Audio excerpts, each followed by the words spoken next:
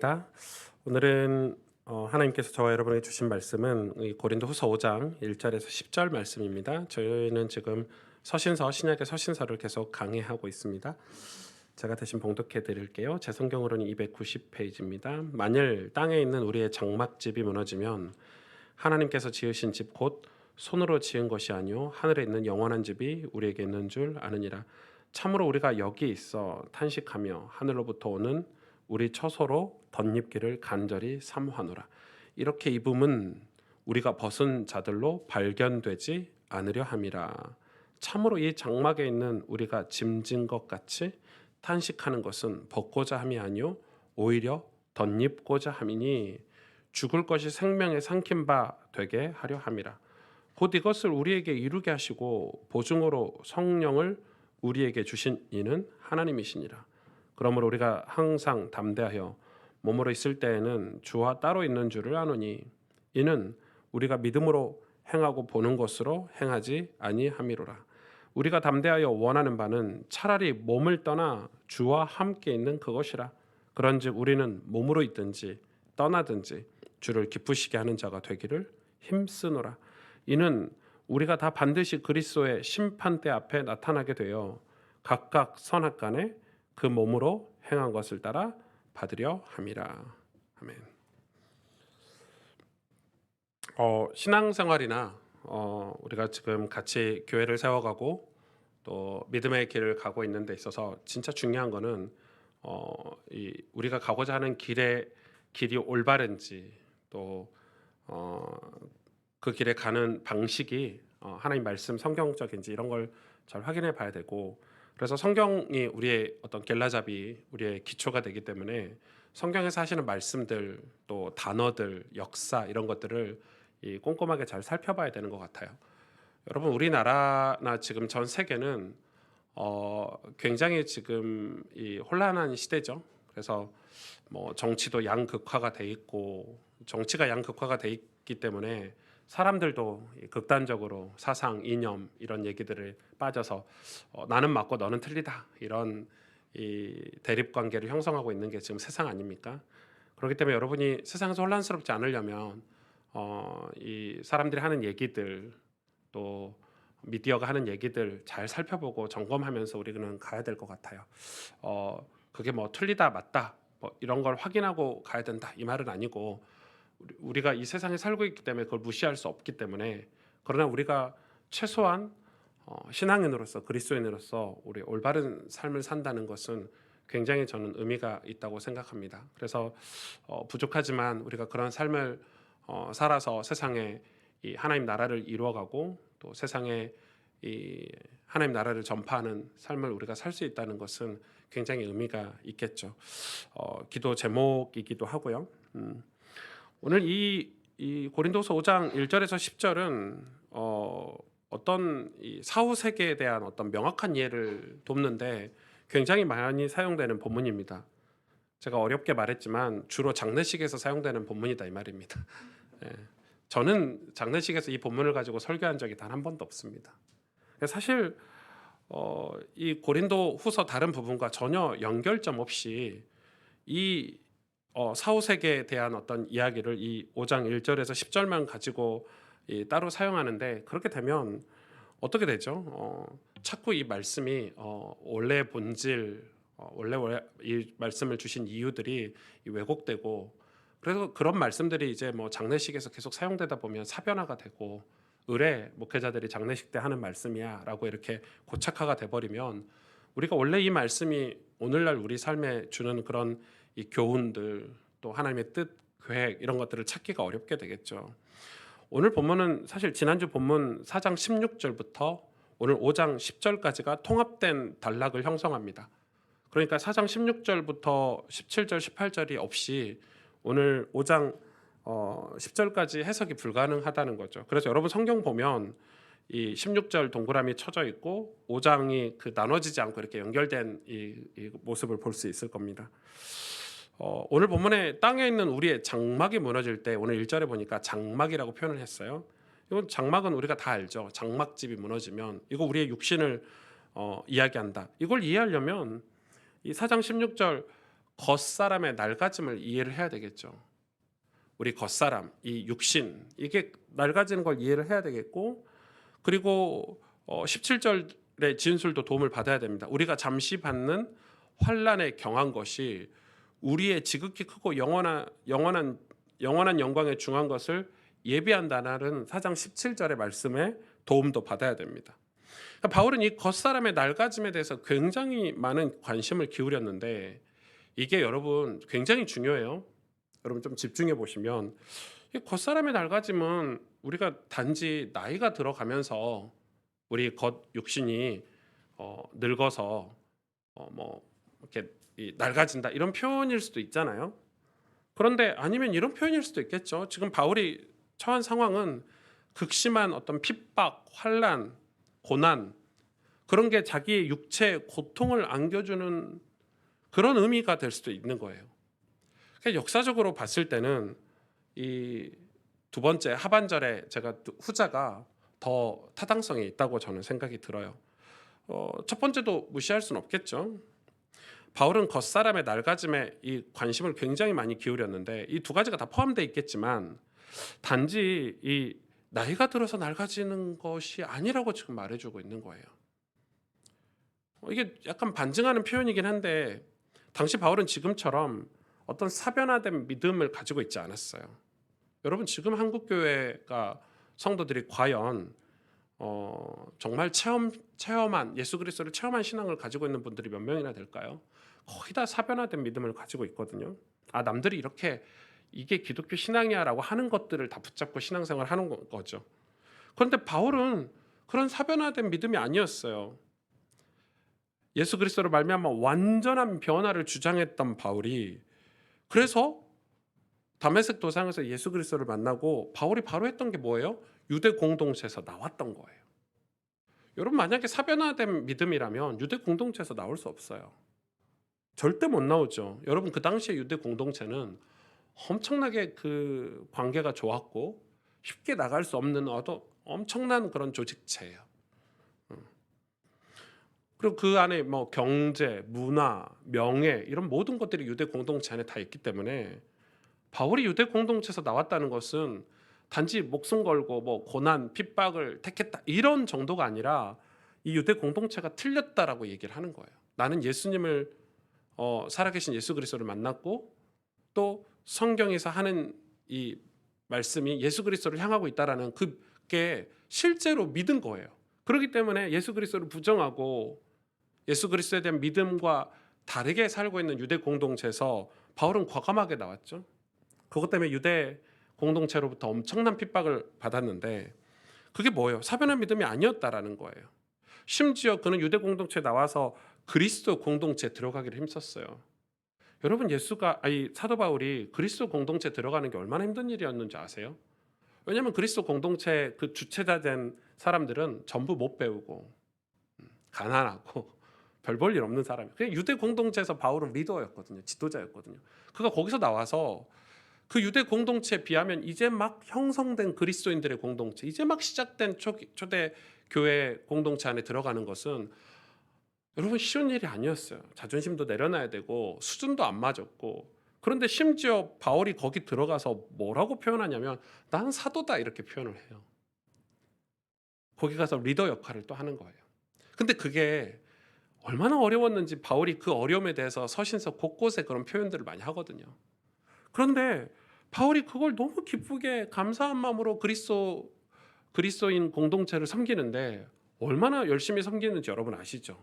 뭐 헌금을 가져다가 예루살렘 교회에 갖다 준다든지, 또 각 교회 지도자를 세우는 문제에 대해서 자기의 삶 그 지식과 경험들을 다 동원한다든지 이런 일들이 되게 많았어요. 그러니까 그 정도로 나는 그리스도인 공동체 사도야라고 말하면 유대인 공동체에서 난리 난 거죠. 쟤 완전 배신자야. 그런데 굳이 내면적으로 숨어서 신앙생활해도 되잖아요. 여러분 요즘 그런 크리스찬이 얼마나 많아요. 내가 예수님 믿는다고 교회 다닌다고 말하면 직장에서나 내가 사회적으로 조금 손해를 보고 조금 창피를 당할 것 같으니까 난 마음으로만 잘 믿으면 되지. 내 중심으로만 나 장로고 권사고 목사라고 말하면 되지. 내가 중심만 깨끗하면 되지. 이런 신앙이 얼마나 많아요. 근데 바울은 그렇게 하지 않았다는 거예요. 내가 예수 믿는 거, 내가 이 예수님을 만나서 복음을 전하는 삶을 완전히 오픈해 버렸어요. 그게 그가 무시하고 핍박하고 아무것도 아닌 그 그룹에 들어가서 스스로 사도가 되고 그 공동체를 세우기 위해서 헌신하는 자리에, 밑바닥의 자리에 가게 됐죠. 여러분, 이건 굉장하죠. 그래서 그냥 내면적으로 누구도 모르게 아무도 모르게 복음을 누리다가 천국 가면 되지 이런 게 아니라 그는 믿음을 행함으로 말미암아 핍박과 고난을 다 당했죠. 그런데 그렇게 할 수 있는 것은 바울이 천국에 대한 확신 때문이었어요. 그가 성경이 밝아서 내세관이 분명했다라고 말할 수도 있겠지만 사실 그게 아니죠. 바울이 왜 천국에 대한 확신이 생겼죠? 그가 다메섹에서 만난 예수 그리스도 때문에. 여러분, 엄청나게 강렬했어요. 예수님이 다메섹에서 이 핍박자 사울을 만나 주셨잖아요. 그 이후로 이 바울은 더 이상 자기의 모든 지식을 자랑할 이유가 사라졌어요. 그가 경건하게 살았던 모든 삶도 주님 앞에서는 한낱 부끄러움에 지나지 않았어요. 왜냐하면 예수님을 만났기 때문에.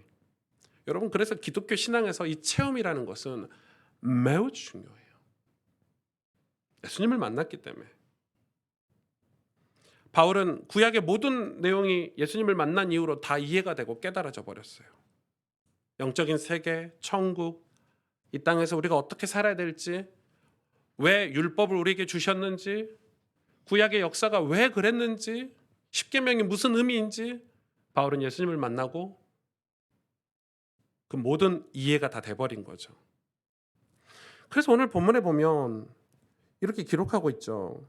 2절에 보면 참으로 우리가 여기 있어 탄식하며, 진짜 중요한 문장이거든요. 여러분, 이거 탄식하며. 우리가 여기 있어 탄식하며, 이 내용은 영원한 집에 가고자 하는 마음이 탄식으로 지금 연결된 거거든요. 그러니까 지금 바울이 이 하나님의 나라 천국에 대한 사모함이 어느 정도였냐면 내가 지금 여기 있는 게 탄식이 될 정도예요. 탄식이 될 정도예요. 가야 되는데. 이걸 뭘로 비유할 수 있을까요? 저희 아들이 진짜 가고 싶은 게 뭐 키즈 카페 뭐 이런 거잖아요. 친구들하고 키즈 카페를 가기로 했는데 얘가 감기에 걸린 거예요. 한빈아, 너 키즈 카페 못 가. 안 돼. 그 여러분 리얼한 여러분 안 보셔서 그래. 아들 키우시는 분 다 아시겠죠. 자녀 키우는 분. 안 돼. 가야 돼. 나 키즈 카페 꼭 가야 돼.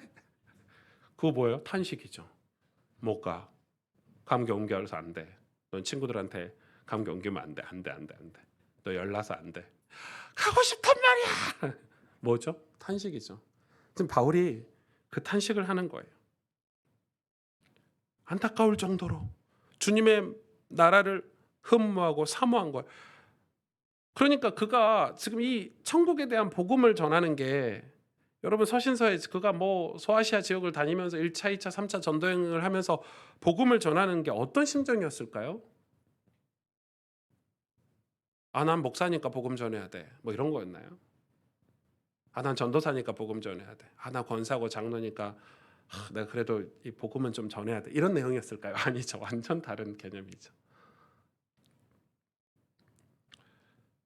근데 그 탄식으로 뭘 했냐면 바울은 2장 하반절 보세요. 2절 하반절에 참으로 우리가 여기에서 탄식하며 하늘로부터 오는 우리 처소로 덧입기를 간절히 삼아라.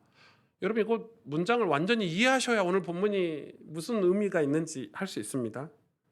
우리 처소로 덧입기를 삼아라. 이 말씀을 설명해 주는 게 로마서 8장 18절에 24절을 반드시 봐야 됩니다. 이 로마서 8장을 보지 않고는 이 우리 초소로 덧입는다는 게 무슨 말인지 이해를 전혀 못하게 돼 있습니다. 로마서 8장 18절부터 24절 이렇게 기록하고 있죠. 생각하건대 현재의 고난은 장차 우리에게 나타날 영광과 비교할 수 없도다. 비슷한 맥락이죠. 피조물이 고대하는 바는 하나님의 아들들이 나타나는 것이니 피조물이 허무한데 굴복하는 것은 자기 뜻이 아니요 오직 굴복하게 하시는 이로 말미암음이라. 그러면서 보세요. 21절부터 그 바라는 것은 피조물도 썩어짐의 종노릇한 데서 해방돼요. 우리 육체는 다 썩어지고요. 마귀의 종노릇 해야 돼요. 근데 거기서 해방돼요. 하나님 자녀들의 영광의 자유에 이르는 것이니라. 피조물이 다 이제까지 함께 탄식하며, 또 나오죠. 함께 고통을 겪고 있는 것을 우리가 아느니라. 뭘 탄식하고 뭘 고통을 겪고 있다는 말인가요? 23절 보세요.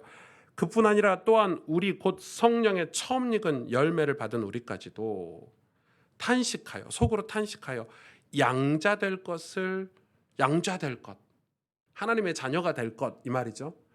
곧 우리의 몸의 속량을 기다리느니라. 그럼 24절 우리가 소망으로 구원을 얻었음에 보이는 소망이 소망이 아니니 보는 것을 누가 바라리요. 자, 로마서에 보면 그때 그리스도인들은 그들의 몸의 속량으로 해석되는 양자될 것을 기다리고 탄식한다고 묘사되고 있어요. 여러분, 여기서 양자가 될 것을, 그 말은 뭐예요? 지금 우리가 가지고 있는 신앙과 조금 개념이 다른 것 같아요. 천국에 들어가기 위해서 내가 양자가 될 것을, 양자는 무슨 말이죠? 우리는 하나님 자녀가 될 수 없죠. 하나님 아들, 딸들이 될 수 없죠. 예수 그리스도를 믿음으로, 예수 그리스도와 연합함으로 하나님은 우리에게 양자됨의 은혜를 허락하신 거예요. 그게 구원이잖아요. 여러분, 우리는 하나님의 자녀가 될 수가 없어요. 죄인이기 때문에. 그러나 예수 그리스도의 십자가의 죽으심과 부활하심을 믿음으로 하나님이 우리를 양자 삼아 주셨대요. 그러니까 예수 그리스도로 옷 입는 거예요. 덧입는 거예요. 그러니까 오늘 본문으로 다시 돌아오면 하늘로부터 오는 우리 처소로 덧입는다는 표현을 써놨어요. 덧입는다는 건 무슨 표현이에요? 지금 우리가 입고 있는 옷을 벗고 새 옷을 입는다는 건가요? 물론 그렇게 바울이 쓰기도 했지만 덧입는다는 건 위에 입는 거예요. 자, 정말 중요해요. 자, 양자됨과 처소로 덧입기를 이 같은 의미로 지금 같이 사용하고 있는데, 여러분, 그러니까 여기서 말하는 이 구원이 번뜩이는 생각이나 깨달음이 아니라는 거예요. 어떤 재치, 대학 교수나 똑똑해서 목사님 설교를 잘 이해하는 거, 그게 아니라는 거예요. 하나님으로부터 오는 처소로, 처소는 뭐예요? 하나님 나라의 집이죠. 이 집으로 표현했잖아요. 우리 육신을, 장막집. 하나님 나라에서 오는 집 뭐예요? 예수 그리스도를 상징하잖아요. 말씀이 육신이 되어 우리 가운데 거하시며, 예수 그리스도로 옷을 입는 표현을 지금 써놓는 거예요. 바울은 예수님을 만난 이후에 양자가 되려고 얼마나 탄식했는지, 천국의 옷을 입으려고 얼마나 사모했는지 우리는 알 수 있겠죠. 그래서 우리가 천국을 사모한다는 것은 천국에 입성하고자 하는 삶이어야 돼요. 그래서 양자가 되려고 하고 그 예수 그리스도의 옷을 입으려고 해야 된다는 거예요. 그게 뭐예요? 그리스도인의 성화, 우리가 거룩해지려고 하는 새로운 본성, 이렇게 얘기할 수 있겠죠. 그런데 오늘 이 4절에 보니까 또 한 번 얘기하고 있죠. 3절 4절 보세요. 이렇게 덧 입음은 우리가 벗은 자들로 발견되지 않으려 함이니. 4절 보세요. 참으로 이 장막에 있는 우리가 짐진 것 같이 탄식하는 것은 벗고자 함이 아니요 오히려 덧입고자 함이니 죽을 것이 생명의 삼킨 바 되게 하려 함이라. 이렇게 얘기하고 있어요. 엄청 중요한 얘기를 지금 하고 있어요. 벗고자 함이 아니고 오히려 덧입고자 함이니라고 고백하고 있어요. 여기서 벗고자 함은 육체 없는 영혼이라는 벗음이겠죠. 왜 이런 얘기를 했냐면 이 당시에 고린도 교회에 가장 강력한 영향을 미쳤던 이단이 있는데 그게 바로 영지주의자예요. 이 영지주의자를 염두에 두고 이 글을 썼지 않을까 저는 그렇게 생각해요. 그 영지주의자적 사고 방식이에요. 그 당시에. 그게 뭐죠? 그들은 육체의 감옥으로부터 영혼의 해방을 구원이라고 주장했어요. 여러분, 이게 굉장히 있어 보이잖아요. 육체는 쓸모없는 것이고 육체의 감옥으로부터 내 영혼이 해방되는 걸 구원이라고 가르치는 게 영지주의자적 가르침이에요. 그래, 육체는 안 된다. 육체는 변화될 수 없다. 육체는 하나님도 어떻게 하실 수 없다. 맞나요? 하나님 전능하신 하나님도 우리 육체를 못 변화시키시나요? 성경에 분명히 나와 있죠. 예수님이 재림하실 때 우리 육체도 완전히 부활하게 돼요. 완전체로. 그게 우리의 말세 종말론적인 믿음이에요. 그런데 영지주의자들은 뭐라고 해요? 영혼만 깨끗하면 된대요. 근데 이게 그 당시 상황에 제가 영지주의자를 설명할 시간이 없으니까 못하지만은 지금도 구원파라는 이단으로 현재도 그 영지주의자적 사고방식이 우리 한국교회, 여러분 우리나라 대한민국 교회 구원파라는 이단 말고 정통 교회에도 이런 사상들이 쫙 깔려 있어요. 수많은 목회자들이 이 사고방식, 이 신학을 제대로 구분하지 못해요. 여러분 구분하지 못해요. 제가 여러 번 말씀드렸죠. 저희 교단 어떤 목사님이 주일날 설교를 하는데 설교 내용이 좀 이상해요. 제가 들을 때. 그래서 그 주보의 원고랑 이런 걸 다 살펴봐서 보니까 이 신천지 교리를 그대로 갖다 설교하고 있는 거야. 그러니까 목사님이 설교 준비를 안 하고 그냥 인터넷에 본문 쳐가지고 쫙 나오는 설교를 갖다 한 건데 그게 신천지 건지 확인 안 했겠죠. 이렇게 엉터리예요. 무서운 일이에요. 그러면 그 교회 성도는 어떡할까요? 그 교리를 구분을 못해요. 그러니까 지금 이런 것들이 우리 안에 들어와 있는 거예요. 그래서 마치 육체는 죄지어도 괜찮고 이게 이제 타락하고 변질되는 게 뭐죠? 육체는 죄지어도 괜찮은 거예요. 내 영혼만 깨끗하면 돼. 내 마음만 깨끗하면 돼. 내 중심만 깨끗하면 돼. 맞나요? 우리 몸은 자꾸 음란하고 나쁜 데 가서 범죄하고 이러는데 교회 와서 주일날 교회 와서는 주님 내 영혼을 구원해달라고 내 영혼만 깨끗하게 해달라고 이런 신앙생활이 맞나요? 바울은 절대 그렇게 사변화된 신앙, 영지주의적 사고방식의 이단에 미혹된 신앙이 아니라 우리 몸과 마음, 영혼, 우리의 삶이 주 앞에 하나님 앞에 온전한 믿음으로 살아가는 것을 지금 고린도 교회에 촉구하고 있는 거예요. 그래서 우리 육신을 벗는 게 아니고 이 육신까지도 살리신, 우리 육신까지도 회복시키시고 변화시키실 예수 그리스도로 옷 입는 거예요. 덧입는 거예요. 하나님 우리 육신도 귀하게 보세요. 어찌 하나님이 당신의 독생자 아들 예수 그리스도를 핏값으로 내어주셔서 우리를 구원하셨는데 난 네 영혼만 구원할게. 네 마음만 구원할게.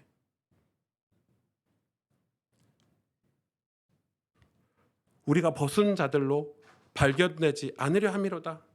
이 고백이 얼마나 중요한 고백인가요? 벗은 자들로. 그러니까 마치 이 영지주의자들은 우리 육신을 벗고 우리 영혼만 하나님 앞에 간다는 이런 믿음을 가지고 있었기 때문에, 그릇된 믿음을 가지고 있었기 때문에. 근데 바울은 반대로 얘기해요. 나는 벗은 자들로 하나님 앞에 발견되지 않고 싶어. 내 육신이 변화되지 않은 상태에서, 내 삶이 변화되지 않은 상태에서 하나님 앞에 가고 싶지 않다라고 설명할 수 있겠죠.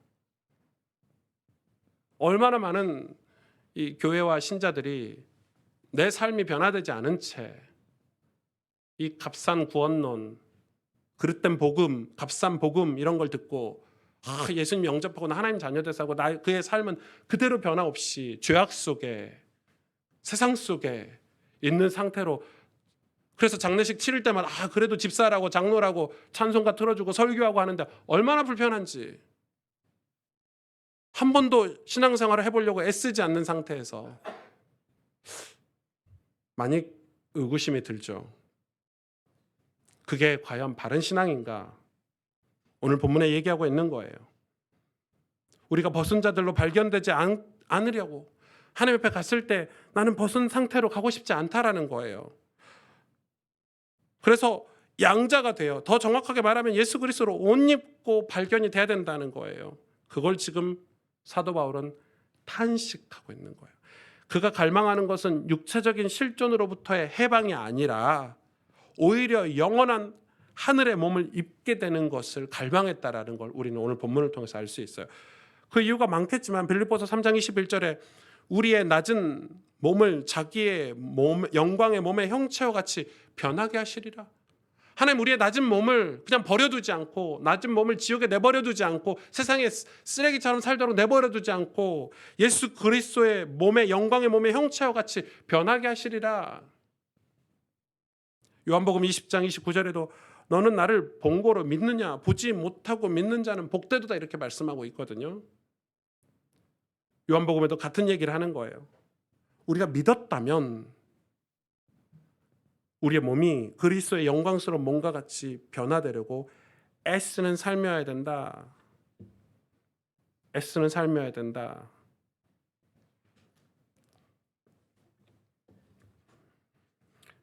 오 절 보세요. 곧 이것을 우리에게 이루게 하시고 보증으로 성령을 우리에게 주신 이는 하나님이시니라. 우리가 그리스도로 옷 입는 걸 이루게 하시고 보증으로, 그거에 대한 증거로, 보증 아시죠? 우리가 보증금 걸다 그러잖아요. 보증으로 성령을 우리에게 주신 이는 하나님이시라. 그러니까 성령이 우리 안에 오시는 것은 우리가 예수 그리스도로 덧입었을 때 오시는 거예요. 성령은 보증으로 오시는 거예요. 그러면서 뭐라고 얘기하고 있죠? 6절 7절 그러므로 우리가 항상 담대하여 몸으로 있을 때는 주와 따로 있는 줄을 아노니 이는 우리가 믿음으로 행하고 보는 것으로 행하지 아니함이로다. 자, 우리가 육체 속에 있기 때문에 주와 따로 있는 것 같은 거예요. 왜냐하면 주님은 천국 보좌에 계시고 영적인 존재고 아직 죽지 않아서 영원히 천국에서 주님과 함께하고 있지 않는 상태인 거예요. 이 땅에서 살 때는. 그래서 주와 따로 있는 줄 아노니, 그래서 우리가 보지 않고 요한복음 20장 29절처럼 보지 않고 믿음으로 행하는 거예요. 믿음으로 성령이 우리 안에 계시다는 거, 말씀으로, 말씀을 따라서 천국이 있다는 사실을 믿음으로 하는 거예요. 실존은 아니니까. 우리가 지금 천국에 있는 건 아니잖아요. 그 이야기를 사도 바울이 지금 얘기하고 있는 거죠. 그래서 8절에 우리가 담대하여 원하는 바는 차라리 몸을 떠나 주와 함께 있는 그것이니라. 차라리 몸을 떠나서 죽고 천국에 가서 함께 있고 싶다, 그렇게 얘기를 하고 있죠. 그러면서 9절 보세요. 그런즉 우리는 몸으로 있든지 떠나든지 주를 기쁘시게 하는 자가 되기를 힘쓰노라. 힘쓰다, 애쓰다, 애쓰는 삶, 힘쓰는 삶. 뭘 힘써야 되고 뭘 애써야 될까? 바울은 왜 애쓰며 살았을까요? 소망이 있기 때문에, 천국에 대한 소망이 있기 때문에. 우리가 담대하여 우리가 원하는 바는 차라리 몸을 떠나 주와 함께 있는 그것이라, 이걸 사모하는데 9절에 보니까 그런즉 우리는 몸으로 있든지 떠나든지, 이게 사실 우리가 우리의 죽음을 우리 마음대로 할 수 있는 게 아니잖아요. 소망은 빨리 천국에 입성하는 건데, 빨리 천국에 가고 싶은데, 그런데 그건 우리의 선택도 아니고 우리의 결정도 아니고, 우리에게 주어진 삶은 한정되어 있지만 어떻게 끝날지는 아무도 모르고, 주님이 부르실 때 기쁘게 갈 수 있기를 우리가 소망하는 거죠. 그걸 축복하는 거예요. 그런데 그건 우리가 결정할 수 없어요. 여러분 목숨을 이 한강에 내어 던지는 자살하시는 분들도 자기 목숨을 자기가 어떻게 하는 게 아니잖아요. 자기 목숨을 자기가 마음대로 한다고 생각하지만 그것도 논리적으로 따지면 자기 목숨을 자기 뜻대로 한 게 아니잖아요. 바울은 그러면서 얘기하는 거예요. 그러나 우리가 결정할 수 있는 게 있어. 우리가 결단할 수 있는 게 있어. 그게 뭐예요? 어떻게 살 것인가는 우리가 결정할 수 있는 거야. 우리가 어떻게 살 것인가는 우리가 결정할 수 있는 거야. 우리가 다짐할 수 있는 거야. 그건 우리의 선택이야. 하나님 우리에게 의지를 주시고 이 의지로 선택하게 하셨어요. 그건 우리가 할 수 있잖아. 우리가 죽는 건 우리 마음대로 못하지만 우리가 어떻게 살 것인가는 우리가 결정할 수 있잖아. 그래서 바울이 얘기하는 거야. 난 몸으로 떠나든지 아니든지 언제나 주님을 기쁘시게 하는 자가 되기를 힘쓰노라 결심하는 거예요. 이 결심이 나는 하나님을 기쁘시게 하고 주님을 기쁘시게 하는 삶을 살 거야. 이 결심이 우리 삶의 가치관을 만들고 우리 삶의 방식을 만들어내잖아요. 그렇죠? 모든 인간은 결심, 결단, 결정, 이런 것들이 그 삶의 가치관을 만들어내고 방식을 만들어내죠. 전 저희 아버지가 술을 좋아하셔서 저는 술을 안 먹기로 결심했거든요. 이 신앙하고 상관없어요, 여러분. 제 믿음하고 상관없어요. 저는 그냥 어렸을 때 나는 술을 절대 입에 대지 않아야지 이렇게 결심한 거예요. 그게 제 삶의 방식이 되고 제 삶의 가치관이 된 거죠. 저는 그래서 제 별명이 목회자들 사이에서도 천연기념물이에요. 술 안 먹은 사람이. 여러분, 저는 소주 맛을 몰라요. 입에 대본 적이 없어요. 무슨 맛인지 무슨 느낌인지도 몰라요. 솔직하게 말하면 와인은 입에 대본 적이 있어요. 그래, 와인은 무슨 맛인지 알겠어. 가끔 생각나. 네, 와인은 좋은 술이라고 저는 생각해요. 그러나 이제 진짜 소주 이런 거는 입에 대본 적이 없어요. 무슨 맛인지 아예 모르는 거 있잖아요. 그러니까 그게 제 삶의 방식 결정. 그러면 제 삶은 술 먹는 사람과 어울릴 수가 없어요. 그래서 운동을 좋아하게 되고, 술을 안 좋아하니까 운동을 좋아하게 되고, 또 술 취하지 않은 삶을 살 수 있는 거죠. 그러니까 어떤 결심 이거는 굉장히 중요한 거예요. 근데 바울이 이야기하는 거예요. 나는 주님을 기쁘시게 하는 자가 되기를 힘쓰노라. 자기 인생을 그렇게 결정을 내렸어요. 그날을 사모하는, 주님과 영원히 함께하는 그날을 사모하는 바울은 이 땅에서 주님을 기쁘시게 하는 자가 되기로 결심하는 거예요. 그 결심은 그로 하여금 더욱 삶을 점검하고 절제하고 아껴 교회를 세우고 주의 복음을 힘쓰는 방향으로 나아가게 만들었어요. 여러분, 우리가 주님을 기쁘시게 하는 삶이다 이렇게 결정하고 끝난 게 아니라 바울은 그 결심이 그 주님을 진짜 기쁘시게 하기 위한 삶으로, 인생으로 드러난 거예요.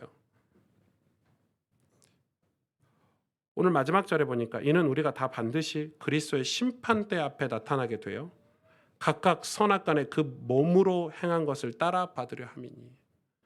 이 심판대는 사도행전 18장 12절에 17절에 보면 이 바울이 그 당시 고린도 지역의 유대 공동체가 바울을 고발했죠. 그래서 누구 앞에 서죠? 총독 갈리오 앞에 서요. 여러분, 그래서 이 갈리오 앞에 섰는데 그냥 선 게 아니라 죄인으로 심판대 앞에 끌려 나왔어요. 그 당시에는 총독이 죽여 하면 목 잘려서 죽이기도 하고 목 매달아서 여러분 고대 영화 많이 보셨죠? 그냥 이렇게 하면 죽는 거예요. 그게 심판대예요. 근데 그 당시에 강력한 정치 세력이었던 유대인들에 의해서 심판대 앞에 끌려 나와요. 그 말은 무슨 말이에요? 지금 바울은 이미 심판대가 얼마나 두렵다는 걸 경험했어요. 그런 경험 때문에 우리가 죽고 나서 진짜 심판대가 어떤 의미인지를 바울은 지금 설명하고 있는 거예요. 우리가 다 반드시 그리스도의 심판대 앞에 나타나게 된다는 거예요. 그리고 그의 몸으로 행한 것을 따라 심판을 받는다고 설명하고 있어요. 그거를 두고 로마서 14장 8절에서 12절에 그렇기 때문에 우리는 우리의 삶을 정돈하고 살아야 될 필요가 있다라고 사도 바울이 얘기하고 있는 거예요. 여러분, 성경을 자세히 보시면 분명히 얘기하고 있어요. 8절부터 12절 읽어볼까요? 로마서 14장. 우리가 살아도 주를 위하여 살고 죽어도 주를 위하여 죽나니 그러므로 사나 죽으나 우리가 주의 것이로다. 이를 위하여 그리스도께서 죽었다가 다시 살아나셨으니 곧 죽은 자와 산 자의 주가 되려 하심이라. 내가 어찌하여 내 형제를 비판하느냐? 어찌하여 내 형제를 업신여기느냐? 우리가 다 하나님의 심판대 앞에 서리라. 그 말은 심판대 앞에 섰을 때 가장 큰 죄가 형제를 업신여기는 죄라는 거예요. 형제를 비판하는 죄예요. 업신여기고. 여러분, 이게 가장 큰 그리스도인의 죄라고 성경을 말하고 있거든요. 그러면서 11절 12절 기록되었을 때 주께서 이르시되 내가 살았노니 모든 무릎이 내게 꿇을 것이요 모든 혀가 하나님께 자백하리라. 회개하면서 살라는 거죠. 이러므로 우리 각 사람이 자기 일을 하나님께 짓고 하리라. 우리가 살았던 삶을 하나님 앞에 우리가 다 얘기를 해야 될 때가 오는 거예요. 영지주의자들, 그 당시에 영지주의자들의 주장대로라면 그러니까 요즘 목회자들, 영지주의자의 영향을 받은 목회자들의 설교를 듣자면 우리는 오직 그리스도의 복음만 있으면 된다는 식으로 설교를 합니다. 우리의 삶은, 우리의 육체는 그 복음에 합당하지 않아도 된다는 식으로 설교를 하고 이해하고, 성도들도 그렇게 이해하고, 타락한 교회, 타락한 목회자, 타락한 성도들, 직분을 감당하지 않고 온전한 주의를 보내지 않고 그리스도의 삶을 살지 않는 사람이 얼마나 많은가요? 두렵지 않으세요? 저는 두려워요.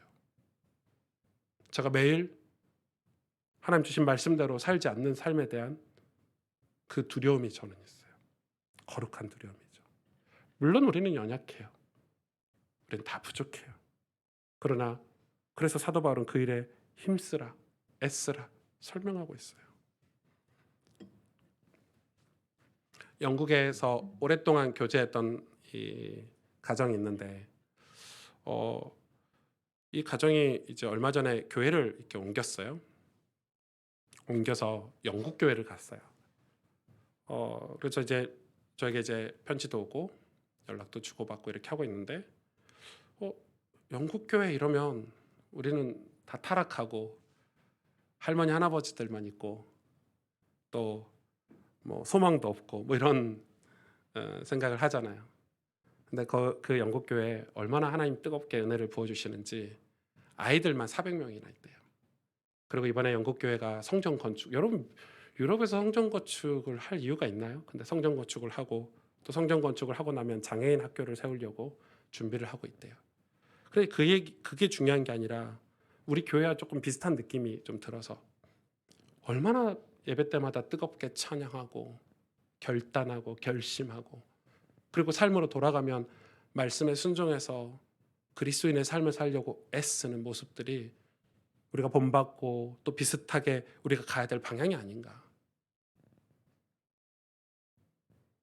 요즘 마치 가짜 뉴스를 접한 사람들이 그게 사실인 것처럼 살아가는 어떤 대중들의 삶을 보면서 우리도 잘못하면 영지주의자들의 그런 영향을 받은, 우리의 삶은 복음에 합당하지 않아도 된다는 식으로, 우리 육체는 복음에 합당하지 않아도 된다는 식으로 이해하고 수많은 타락 속에 있는, 우리는 그걸 경계해야 돼요.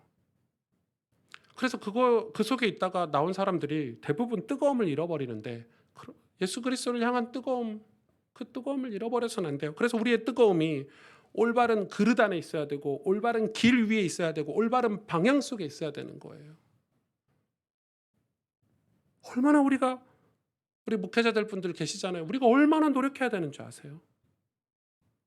목회를 어떤 형식이나 어떤 이 남들에게 보여지는 어떤 것으로 노력해야 되는 게 아니라 우리가 가고 있는 이 길이 하나님 기뻐하시는 길인지, 과연 우리가 심판대 앞에 섰을 때 하나님 앞에 우리가 믿음을 고백할 수 있는 길인지, 우리가 회개하며 예수 그리스도로 옷 입어서 우리 믿음을 지켜서 주님 믿음을 지켰습니다라고 말할 수 있는 길인지,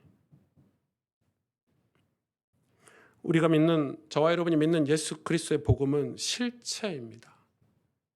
살아계신 나의 하나님, 나의 주님. 그래서 우리가 이 험한 세상에서 거룩하게 살고자 애쓰는 것은 말씀으로 우리를 이끄시고 성령께서 우리가 기도할 때 힘주시고 가르쳐 주시며 위로해 주시는 것, 그런 실체가 없이 우린 세상에서 하나님 기쁘게 해드리는 삶을 살 수가 없다는 것입니다. 사변화돼서 관념만 가지고 지식만 가지고 절대 영적인 싸움에서 승리할 수 없고 열매를 맺을 수 없다라고 성경은 얘기하고 있는 거예요. 여러분, 기도 없이 신앙생활을 어떻게 승리할 수 있습니까? 성령의 역사 없이 우리가 어떻게 올바른 믿음의 길을 갈 수 있습니까? 우리가 헌신과 봉사 없이 직분을 감당하지 않고 어떻게 우리 자녀들에게 건강한 교회를 물려줄 수 있습니까? 상식적으로. 이기심에 가득한 이 시대 많은 크리스찬들이 우리 자녀들을 위해서 기도하지만, 우리 후대와 다음 세대와 이 나라와 민족의 이 빛과 소금이 되는 교회를 얘기하지만, 우리가 그 공동체 일원으로 사도 바울처럼 헌신하고 희생 없이 우리가 어떻게 그 일을 할 수 있겠습니까? 그래서 행함 없는 믿음은 죽은 믿음이다. 야고보 사도의 얘기가 아니에요. 성경 전체에 깔린 기독교 신앙의 핵심을 얘기하고 있는 거예요. 우리가 정말 그날을 사모한다면, 주 앞에 서는 날을 우리가 정말 사모한다면 우린 다시 기도하는 자리로, 말씀에 순종하는 자리로 가야 할 것입니다. 그래서 우리의 삶이 주님을 기쁘시게 하는 삶이어야 됩니다. 최소한 우리의 양심이 거리낌 없이. 그래서 우리는 늘 연약하기 때문에 결심해야 됩니다. 오늘 성경에 중요한 단어가 결심, 그리고 애쓰다, 힘쓰다 이런 표현들. 사도 바울은 계속 그런 표현들을 씁니다. 우린 늘 결단해야 되고, 우린 늘 애써야 되고. 애쓰지 않고 우리 삶의 열매가 있는 게 있나요? 노력하지 않고 부부관계가 좋아질 수 있나요? 노력하지 않고 부모 자식 관계가 좋아질 수 있나요? 노력하지 않고 우리 삶이 반듯하고 멋지고 아름다울 수 있나요? 점검하고 다듬고 고쳐가야 되는 게 우리 인생이잖아요. 신앙은 더욱 그렇습니다. 그 결심이 다시금 우리에게 필요한 때입니다. 지금 우리는 다시 가슴이 뛰어야 합니다. 그 가슴 뛰는 은혜가 우리에게 다시 있어야 되는데, 오늘 바울은 우리에게 진짜 중요한 얘기를 해주고 있는 거죠. 너희들이 진짜 예수 그리스도를 옷 입기를 사모하라. 사모하라. 우리가 정말 우리의 삶이 완전히 변화돼서 하나님을 기쁘시게 하는 그런 저와 교회, 또 저와 여러분 되시기를 주님의 이름으로 축복합니다. 함께 기도하겠습니다.